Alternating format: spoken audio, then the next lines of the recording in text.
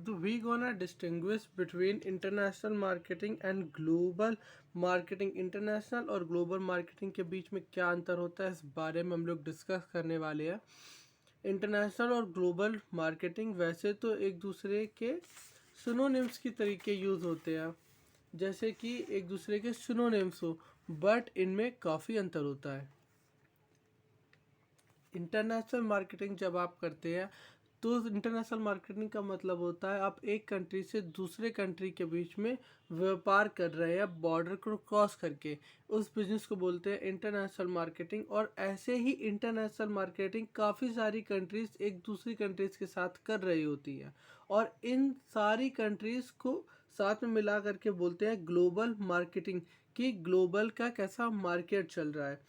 अब आइए इसको एक बार देख लेते हैं। The national borders give country, ये जो नेशनल बॉर्डर को क्रॉस करके जो मार्केटिंग करी जा रही है इसको हम लोग बोलते हैं इंटरनेशनल मार्केटिंग, जो कि एक बिजनेस कर रहा है दूसरी कंट्री में, जिसमें काफ़ी सारी प्रॉब्लम्स आती हैं। वहीं ग्लोबल मार्केटिंग मतलब ऐसे बहुत सारे नेटवर्क, बहुत सारे ग्रुप ऑफ नेटवर्क बन गए हैं जो कि पूरे ग्लोब में इफेक्ट कर रहे हैं, पूरे वर्ल्ड में इफेक्ट कर रहे हैं। इसको हम लोग बोलते हैं ग्लोबल मार्केटिंग।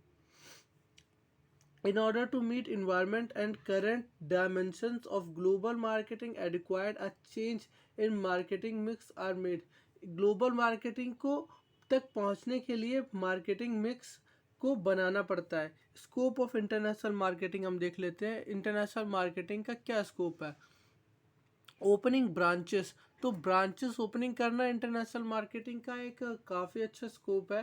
जैसे कि एक कंट्री है वो जैसे कि एप्पल है, वो इंडिया में आकर के अपने ब्रांचेस ओपन करती है, अपने सब ब्रांचेस ओपन करती है। इसमें वो दो तरीके से प्रोडक्ट को ला सकती है। एक वो तरीका जिसमें वो अपने प्रोडक्ट को बाहर के देश में बनाए और यहाँ पर आकर के उनको सेल आउट करे, एक ये तरीका हो गया। और दूसरा तरीका ये कि बाहर से खाली वो रॉ मटेरियल लेकर के आए और यहाँ पर उसको प्रोडक्ट को बनाए और सेल करे। और तीसरा तरीका ये कि वो सिर्फ यहाँ पे ही अपनी ब्रांच खोले, अपने प्रोडक्ट को बनाए और यहीं पर ही सेल करे। तीन तरीके से हो गई ब्रांचिंग काम करती है।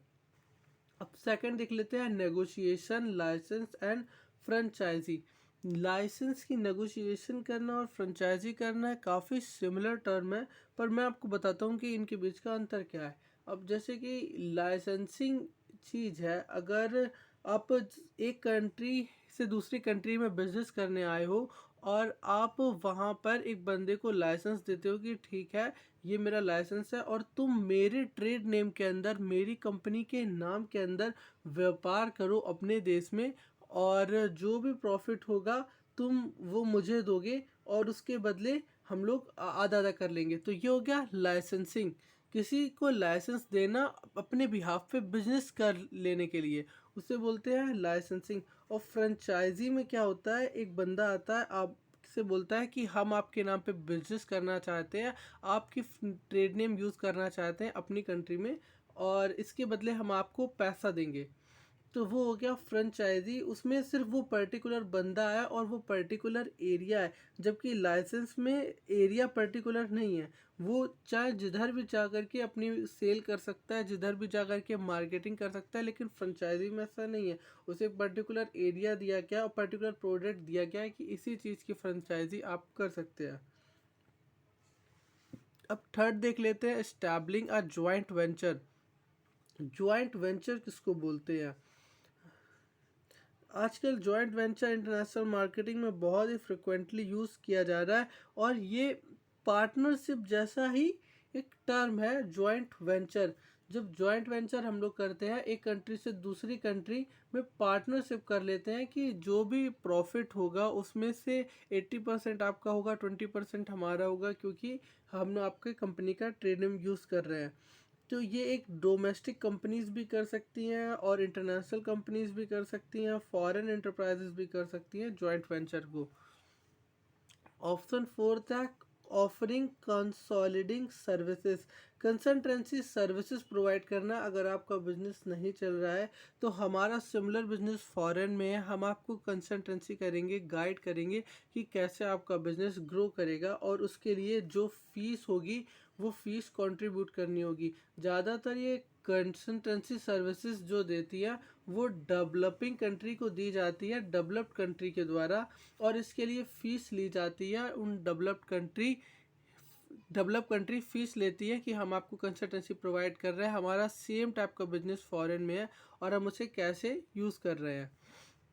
ऑप्शन 4 फिफ्थ देख लेते हैं, सब कॉन्ट्रैक्टिंग एंड कंसोलिडेट ट्रेड। एक सब कॉन्ट्रैक्टिंग और कंसोलिडेट ट्रेड कैसे करते हैं? स्पेसिफिकली एक एरिया में complex project are the normal in such as information technology को शेयर करना हो गया, इम्प्रूविंग बिजनेस कंडीशन, अपनी बिजनेस कंडीशन को इम्प्रूव करना हो गया फर्म्स में। ये हो गया सब कॉन्ट्रैक्टर ट्रेडिंग का मतलब। अब यहाँ पर जाते हैं number 6, importing and exporting productions. तो जैसा कि नाम सजेस्ट कर रहा है आपको, इम्पोर्टिंग फॉर एक्सपोर्ट प्रोडक्शन, कोई एक्सपोर्ट प्रोडक्शन कर रहा है पर उसका एक्सपोर्ट प्रोडक्शन उतना अच्छा है नहीं, तो वो ट्रिक जिसमें technological tools and machineries for production को इम्प्रूव करने के लिए एक्सपोर्ट किया जाता है कि आप हमें मशीनरी दे दीजिए ताकि हमारा जो एक्सपोर्ट का प्रोडक्शन है वो ज़्यादा से ज़्यादा हो सके, वो ज़्यादा हेल्पफुल हो सके, इम्प्रूव हो चुके बिजनेस इंटरनेशनल मार्केटिंग में। इसे बोलते हैं importing and exporting production. Seventh option है management of international operations. Management कैसे होता है इंटरनेशनल ऑपरेशंस का? जैसे कि नंबर 1 पे दिया गया है, operating marketing and sales facility. Operate करना मार्केटिंग और सेल्स की फैसिलिटी को अब्रॉड में। ऑर्गेनाइजेशन और फॉर्मेशन ऑफ ट्रेड ब्लॉक को कैसे मैनेज करना है कि कोई और कॉपी ना कर ले। Under rating country wise and commodity wise tones of marketing, country की कैसी टोन है, कैसी लैंग्वेजेस यूज़ हो रही है अंडर रेटेड कंट्रीज़ की, उनको यूज़ करना मार्केटिंग स्ट्रेटजी में। Foreign exchange and arrangement and management. Foreign exchange, बाहर के देशों से जो एक्सचेंजमेंट हो रहा है उनका अरेंजमेंट करना मैनेजमेंट के द्वारा। प्रमोशंस करना रोल्स एजेंसी का, ताकि मार्केटिंग के जो कस्टमर्स हैं वो बढ़ सकें।